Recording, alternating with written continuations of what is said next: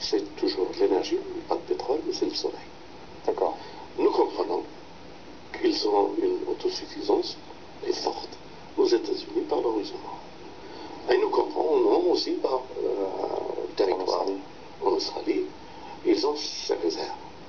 Donc, trois endroits bien précis où l'énergie future comblera le monde. Rien que l'Algérie, à elle seule, elle comblera l'énergie de toute notre planète. Donc, leur programme, leur vision, c'est de préparer encore une idée future pour le Sahel. On peut penser que c'est le pétrole, on peut penser que c'est ça, on peut penser que c'est la géopolitique, les traversées du désert, etc. Les rencontres de l'Afrique, le point de rencontre de l'Afrique. Mais il y a encore une réflexion diabolique de la part de ceux qui se réalisent clandestinement et qui décident pour notre humanité.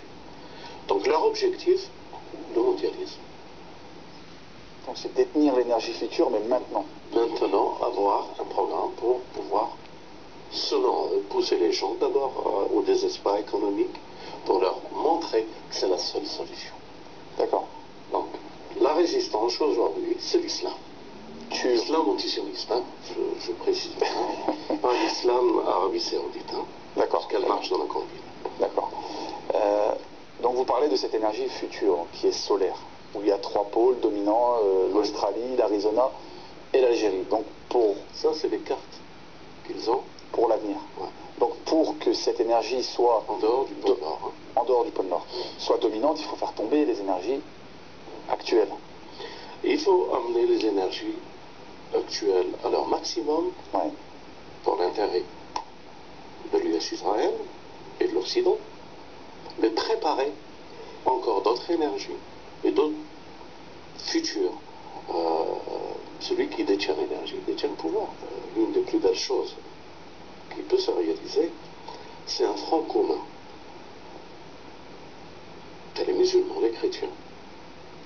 D'abord, les musulmans doivent comprendre que nous sommes ici et nous devons vivre fraternellement et pacifiquement dans ce pays. Et ne pas avoir un esprit conquérant. Comprendre que la France appartient aux chrétiens. C'est une terre chrétienne. Donc, malheureusement aujourd'hui, les chrétiens rasent les murs. Ils les ont détruits. Ils ne peuvent même pas se mettre en soutane un curé. Dans un pays chrétien. Les chrétiens, on a enlevé l'esprit du christianisme. Des citoyens. Ils sont devenus des étrangers chez eux. Et on leur fait croire que c'est nous, enfin nous les musulmans, qui sommes des conquérants et qui veulent prendre leur place. Ça c'est du sionisme. Il faut que chrétiens et musulmans la main dans la main.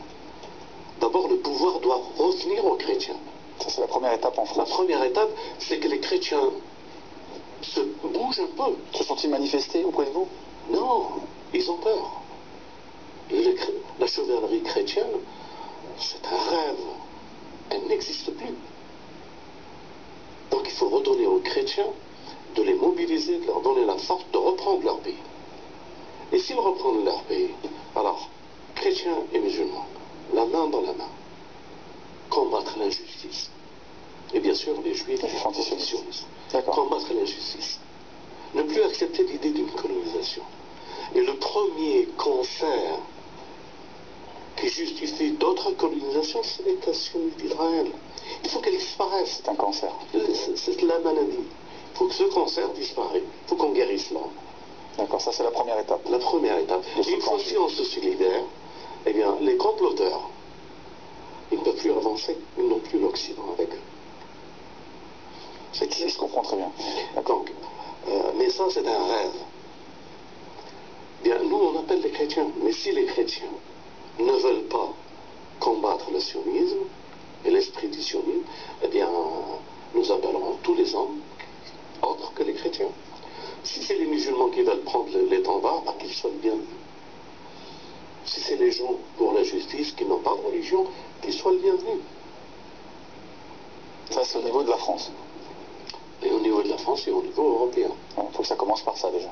Oui, et que nous espérons, d'ailleurs, dans certains pays européens, de créer des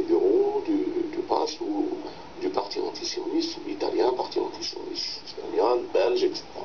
etc. Très bien. Merci M. Gouasmi d'avoir répondu à ces questions. Merci à vous d'avoir regardé cette émission. À la semaine prochaine et surtout n'oubliez pas, passez l'info.